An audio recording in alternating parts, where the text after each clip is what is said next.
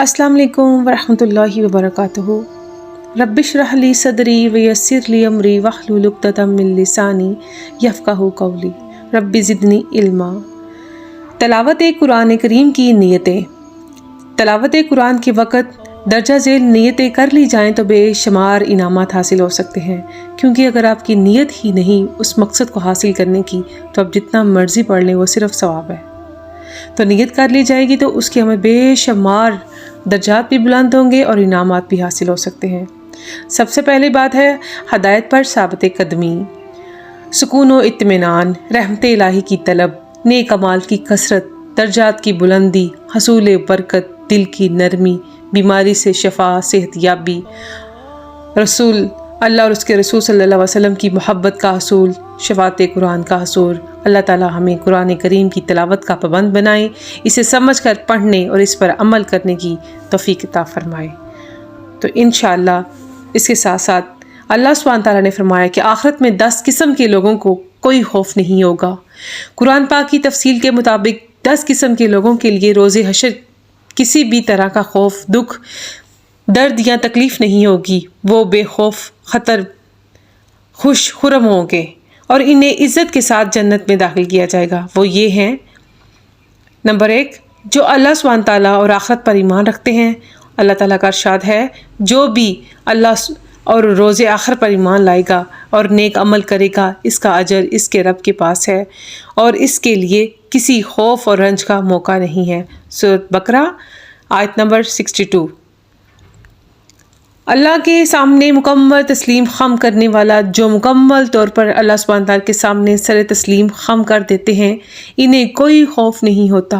कुरान पाक कहता है, जो लोग अल्लाह सुब्हान ताला के आगे सर तस्लीम खम करे और नेक अमल करे, इसका अजर इसके रब के पास है और इन पर ना कोई खौफ होगा और ना वो गमगीन होंगे।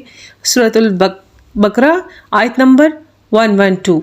नंबर 3, जो नमाज काम करते हैं, ज़कात देते हैं, बेशक जो लोग ईमान लाए, अच्छे अमल किए और नमाज कायम की और ज़कात दी, इसका अजर सवाब इनके परवरदिगार के पास है और क़यामत के दिन इनके लिए ना कोई खौफ होगा और ना वो गमगीन होंगे। सूरतुल बकरा आयत नंबर 277। नंबर 4, जो अपनी इस्लाह करते हैं, जो ईमान ले आए और अपनी इस्लाह कर लें, नेक अमल करें, तो ना इनके लिए कोई खौफ है और ना ही वो गमगीन होंगे। सूरत बकरा आयत नंबर 48। नंबर 5, हदायत की पैरवी करने वाले। अल्लाह ताला ने कुरान मजीद में इरशाद फरमाया है, जो हदायत मेरी तरफ से तुम्हारे पास पहुँचे, तो जो लोग मेरी हिदायत की पैरवी करेंगे, इनके लिए किसी खौफ और रंज का मौका ना होगा। सूरतुल बकरा अल्लाह सुब्हान ताला से डरने वाले। नंबर 6, जिनके दिलों में अल्लाह सुब्हान ताला का खौफ है, इन्हें कोई खौफ नहीं। अल्लाह ताला का इरशाद है, ए आदम की औलाद, अगर तुम में से तुम्हारे पास रसूल आए जो तुम्हें मेरी आयतें सुनाएं, फिर जो लोग तकवा इख्तियार करते हैं और अपनी इस्लाह करते हैं, इन्हें ना कोई खौफ होगा और ना ही वो गमगीन होंगे। सूरत अल इराफ आयत नंबर 35। नंबर 7, जो खुले और छुपे सदके देते हैं, जो लोग अपने मालों को रात दिन छुपे खुले खर्च करते हैं, इनके लिए इनके रब ताला के पास अजर है और ना इन्हें कोई खौफ है और ना वो गमगीन होंगे। सूरत अल बकरा आयत नंबर 274। नंबर 8, अल्लाह सुब्हान ताला की राह में माल खर्च करके एहसान नहीं जतलाते। जो लोग अपना माल अल्लाह ताला की राह में खर्च करते हैं, फिर इसके बाद ना तो एहसान जताते हैं ना इज़ा देते हैं, इनका अजर इनके रब के पास है, इन्हें ना कोई खौफ होगा और ना वो गमगीन होंगे। सूरत अल बकरा आयत नंबर 262।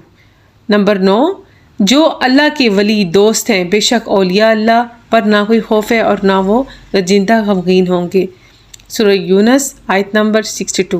नंबर 10, ईमान पर साबिते कदम रहने वाले, जिन लोगों ने कहा कि अल्लाह सुब्हान ताला हमारा रब है और फिर वो इस पर साबिते कदम रहे, यकीनन इन पर फरिश्ते नाजिल होते हैं और इनसे कहते हैं, ना डरो ना गम करो, खुश हो जाओ इस जन्नत की बशारत से जिसका तुमसे वादा किया गया है।